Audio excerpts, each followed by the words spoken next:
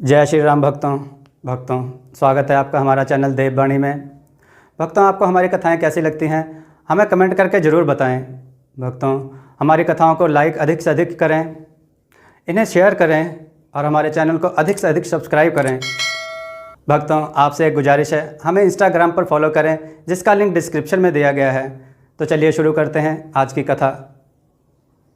जय श्री राम भक्तों, आज हम कथा श्रवण करेंगे स्त्री का धोखा।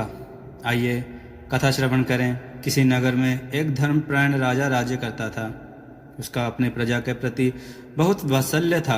प्रजा में भी उसके लिए बहुत प्रेम था। प्रजा उसका बहुत सम्मान और आदर किया करती थी। लेकिन एक दिन राजा को एकदम से कुछ दिनों के लिए काम से बाहर गांव जाना पड़ा। उसने अपनी जगह अपने विश्वास पात्र मंत्री को नियुक्त किया। उसने अपनी पत्नी से, जो उसे अति प्रिय थी, विदा ली और अपने सेवकों को लेकर चल दिया। आधी रात हुई थी। अभी वो लोग कुछ ही दूर गए थे। राजा की इच्छा हुई कि एक बार अपनी प्रिय पत्नी से मिलकर आए। वह सबसे छुप छुपा कर अकेला ही महल में पहुंचा। पत्नी को उसके आने का संदेह बिल्कुल भी न था। वह अपने एक तुच्छ और कुरूप सेवक के साथ सो रही थी। राजा ने सोचा, पत्नी उसे देखकर अति प्रसन्न होगी। उसे दूसरे मर्द के साथ सोते देखकर एक क्षण के लिए उसे जैसे लकवा मार गया हो। कुछ संभलने पर सोचने लगा कि कहीं मुझे दृष्टि भ्रम तो नहीं हो गया। वह क्रोध अग्नि में जलने लगा और उसने तलवार निकालकर ऐसे हाथ मारे कि दोनों के सर धड़ से अलग होकर पलंग से नीचे आ गिरे। उसके बाद दोनों के शवों को उसने खिड़की से नीचे फेंककर गड्ढे में दबा दिया और अपने खेमे में वापस आ गया। उसने यह बात किसी से भी ना कही। दूसरे दिन प्रातः ही सेना चल पड़ी। उसके साथ के तो सब लोग हंसी खुशी रास्ता काट रहे थे, किंतु राजा अपनी पत्नी के पाप कर्म को याद करके दुखी रहता था और दिनों दिन उसका मुंह पीला पड़ता जाता था। उसकी सारी यात्रा इसी कष्ट में बीती। कुछ दिनों के बाद अपने भाई विमल के राज्य में पहुंचा। उसके भाई ने उसे उस महल में ठहराया जो उसके लिए पहले से सजाया गया था और जहां से बाग बगीचे दिखाई दे रहे थे। वह महल बड़ा और राजाओं के स्वागत योग्य था। फिर उसके भाई ने उसको स्नान करने के लिए कहा। उसके बाद दोनों भाई देर रात तक बैठकर वार्तालाप करते रहे। भोजन उपरांत भी दोनों भाई देर रात तक बातें करते रहे। जब बहुत रात बीत गई तो राजा विमल अपने भाई को अतिथि गृह में छोड़कर अपने महल को चल दिया। उसका भाई फिर शोकाकुल होकर अपने पलंग पर आंसू बहाता हुआ लौटता रहा।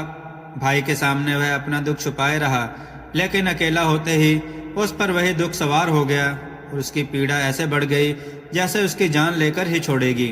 वह एक क्षण के लिए भी अपनी पत्नी का दुष्कर्म भूल नहीं पाता था। उसका हृदय अक्सर हाय हाय कर उठता था और हमेशा ठंडी सांसें भरता रहता था। उसे रातों को नींद नहीं आती थी। इसे दुख और चिंता में उसका शरीर धीरे धीरे कमजोर पड़ने लग गया। राजा विमल ने उसकी यह दशा देखी तो विचार किया कि मैं अपने भाई से इतना प्रेम करता हूँ और उसकी सुख सुविधा का इतना ख्याल रखता हूँ, पर फिर भी इसे शोक सागर में निमग्न देखता हूँ। मालूम नहीं इसे अपने राज्य की चिंता खाई जाती है या अपनी पत्नी का विछोह सताता है। मैंने इसे यहाँ बुलाकर बेकार ही इसे शोक संताप में डाल दिया। अब यही उचित होगा कि इसे समझा बुझाकर और सर्वोत्तम भेंट वस्तुएं देकर वापस भेजूं, ताकि इसका दुख दूर हो सके। यह सोचकर उसने बहुमूल्य वस्तुएं थालों में लगाकर राजा के पास भेजी और उसका जी बहलाने के लिए तरह तरह के खेल तमाशे करवाए। लेकिन उसके भाई की उदासी कम नहीं हुई, बल्कि बढ़ती ही गई। एक दिन राजा विमल ने अपने दरबारियों से कहा कि सुना है यहाँ से 2-3 दिन की राह के बाद एक घना जंगल है और वहाँ अच्छा शिकार मिलता है, इसलिए मैं वहाँ शिकार खेलने जाना चाहता हूँ। तुम लोग भी तैयार होकर मेरे साथ चलो और मेरे भाई से भी चलने को कहो, क्योंकि शिकार में उसका जी लगेगा और उसका चित्त प्रसन्न होगा। उसके भाई ने निवेदन किया कि मेरी तबीयत ठीक नहीं है, इस कारण मुझे शिकार पर जाने के लिए माफ़ करें, मुझे जोर ना दें।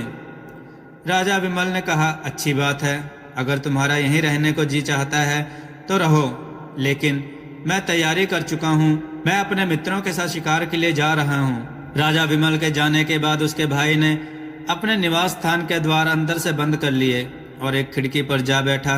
वहां से शाही महल का बाग बगीचा दिखाई दे रहा था। वह सुवासित पुष्पों और पक्षियों के कलरव से अपना जी बहलाने लगा।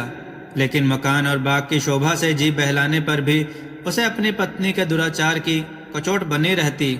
जब संध्या हुई तो उसने देखा कि राजमहल का एक चोर दरवाजा खुला और उसमें से राजा विमल की पत्नी 20 अन्य स्त्रियों के साथ निकली।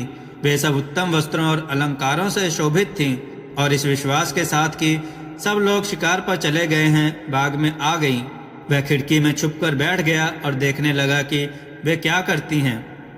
दासियों ने जब लबादों को उतार डाला जो पहनकर वे महल से निकली थीं, अब उनकी सूरत स्पष्ट दिखाई देने लगी। उनको यह देखकर आश्चर्य हुआ कि जिस 20 को उसने स्त्री समझा था उनमें से 10 काले रंग के मर्द थे। उन दासों ने अपनी अपनी पसंद की दासियों का हाथ पकड़ लिया। सिर्फ राजा की पत्नी बगैर मर्द की रह गई थी। फिर राजा की पत्नी ने आवाज दी, शिवम शिवम। इस पर एक हष्टपुष्ट व्यक्ति जो कि उसकी आज्ञा की प्रतीक्षा में था, एक वृक्ष से उतरकर राजा की पत्नी की ओर दौड़ा और उसका हाथ पकड़ लिया। उन मर्दों ने उन दासियों और राजा की पत्नी के साथ क्या किया वह नहीं देख पाया। इसी भांति वे आधी रात तक बाग में विहार करते रहे। फिर बाग के सरोवर में स्नान कर राजा की पत्नी और उसके साथ आए 20 मर्द औरतों ने अपने अपने कपड़े पहने और जिस चोर दरवाजे से आए थे उसी से महल में चले गए। और शिवम भी बाग की दीवार फांद कर बाहर चला गया। यह सब देखकर राजा के भाई को घोर आश्चर्य हुआ। उसने सोचा कि मैं तो दुखी हूँ ही, मेरा बड़ा भाई मुझसे अधिक दुखी है। यद्यपि वह अत्यंत शक्तिशाली और वैभवशाली है, तथापि इस दुष्कर्म को रोकने में वह भी असमर्थ है। फिर मैं इनका शोक क्यों करूं, जब मुझे मालूम हो गया कि यह नीच कर्म संसार में अक्सर ही होता है, तो मैं बेकार ही स्वयं को शोक सागर में डुबोए दे रहा हूँ। यह सोचकर उसने सारी चिंता छोड़ दी और साधारण रूप से रहने लगा।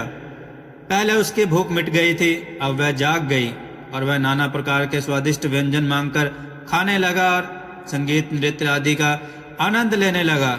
जब राजा विमल शिकार से लौटा तो उसके भाई ने बड़ी प्रसन्नता पूर्वक उसका स्वागत किया। राजा विमल ने उसे शिकार किए हुए बहुत से जानवर दिखाए और कहा कि बड़े खेद की बात है कि तुम शिकार पर नहीं आए, वह बड़े आनंद की जगह है। उसका भाई अपने बड़े भाई विमल की हर बात का हंसी खुशी उत्तर देता था। राजा विमल ने सोचा कि वापसी पर भी उसके भाई को दुख और शोक में डूबा पाएगा, लेकिन इसके विपरीत उसे प्रसन्न और संतुष्ट देखकर बोला, ए भाई, भगवान का बड़ा धन्यवाद है कि मैंने थोड़ी ही अवधि में तुम्हें प्रसन्न और व्याधि मुक्त देखा। अब मैं तुम्हें सौगंध देकर एक बात पूछता हूँ, तुम वह बात जरूर बताना। उसके छोटे भाई ने कहा, जो बात आप पूछेंगे मैं अवश्य बताऊंगा। राजा विमल ने कहा, जब तुम अपनी राजधानी से आए थे तो मैंने तुम्हें शोक सागर में डूबा देखा था। मैंने तुम्हारा चित्त प्रसन्न करने के लिए अनेक उपाय किए, भांति भांति के खेल तमाशे करवाए, किंतु तुम्हारी दशा जैसे कि तैसी रही। मैंने बहुत सोचा कि इस दुख का कारण क्या हो सकता है, किंतु इसके सिवा कोई कारण समझ में नहीं आया कि तुम्हें अपनी बेगम के विषोह का दुख है और राज्य प्रबंध की चिंता है। किंतु अब क्या बात हुई जिससे तुम्हारा दुख और चिंता दूर हो गई। उसका भाई यह सब सुनकर मौन रहा, किंतु जब राजा विमल ने बार बार यही प्रश्न पूछा तो वह बोला, आप मेरे मालिक हैं, मुझसे बड़े हैं, मैं इस प्रश्न का उत्तर नहीं दूंगा क्योंकि इसमें बड़ी निर्लज्जता की बात है। राजा विमल ने कहा कि जब तक तुम मुझे यह ना बताओगे तब तक मुझे चैन नहीं आएगा। उसके भाई ने विवश होकर अपनी पत्नी के कुकर्म का सविस्तार वर्णन किया और कहा कि मैं इसी कारण दुखी रहता था। राजा विमल ने कहा, भैया, यह तो तुमने बड़े आश्चर्य की असंभव सी बात बताई। यह तो तुमने बड़ा अच्छा ही किया कि ऐसी व्यभिचारिणी को उसके प्रेमी सहित मार डाला। इस मामले में कोई तुम्हें अन्यायी नहीं कह सकता। मैं तुम्हारी जगह होता तो मुझे एक स्त्री को मारने से संतोष न होता, 1000 स्त्रियों को मार डालता। अब बताओ कि मेरे बाहर जाने पर यह शोक किस प्रकार दूर हुआ। उसके भाई ने कहा, मुझे यह बात कहते डर लगता है कि ऐसा ना हो कि यह सुनकर आपको मुझसे भी अधिक दुख हो। विवश होकर उसने अपने भाई की पत्नी के प्रेमी शिवम, दासों दासियों और बेगम का सारा हाल बताया और बोला, यह घटना मैंने अपनी आंखों से देखी है और समझ लिया है कि सारी स्त्रियों के स्वभाव में दुष्टता और पाप होता है और आदमी को चाहिए कि उनका भरोसा ना करे। मुझे यह सारा कांड देखकर अपना दुख भूल गया है और इसलिए मैं निरोग और प्रसन्नचित दिखाई देता हूँ। यह हाल सुनकर भी राजा विमल को अपने भाई के कथन पर विश्वास ना हुआ वह क्रुद्ध स्वर में बोला, क्या हमारे देश की सारी स्त्रियां व्यभिचारिणी हैं? मुझे तुम्हारे कहने का विश्वास नहीं होगा जब तक मैं खुद अपनी आंखों से यह ना देख लूं। संभव है तुम्हें भ्रम हुआ हो। उसने कहा, भाई आप खुद देखना चाहते हो तो ऐसा कीजिए कि दोबारा शिकार के लिए आज्ञा दीजिए। हम आप दोनों फौज के साथ शहर से कूच करके बाहर चले जाएंगे। दिन भर अपने खेमे में रहेंगे और रात को चुपचाप इसी मकान में आकर बैठेंगे। फिर निश्चय ही आप वह सारा व्यापार अपनी आंखों से देख लेंगे जो मैंने आपको बताया है। राजा विमल ने यह बात स्वीकार करके दरबारियों को आज्ञा दी कि कल मैं फिर शिकार को जाऊंगा। अतः दूसरे दिन प्रातः काल ही दोनों भाई शिकार को चले और शहर के बाहर जाकर अपने खेमों में ठहरे। जब रात हुई तो राजा विमल ने मंत्री को बुलाकर आज्ञा दी कि मैं एक जरूरी काम से जा रहा हूँ, तुम फौज के किसी आदमी को यहाँ से जाने न देना। तत्पश्चात दोनों भाई घोड़ों पर सवार होकर गुप्त रूप से शहर से बाहर आए और सवेरा होने से पहले ही उसके भाई के महल की उसी खिड़की में आ बैठे जहां से उसने सारा कांड देखा। सूर्योदय के पूर्व ही महल का चोर दरवाजा खुला और कुछ देर में उसकी पत्नी अपने उन्हीं दासियों और दासों के साथ वहां से निकलकर बाग में आई और शिवम को पुकारा।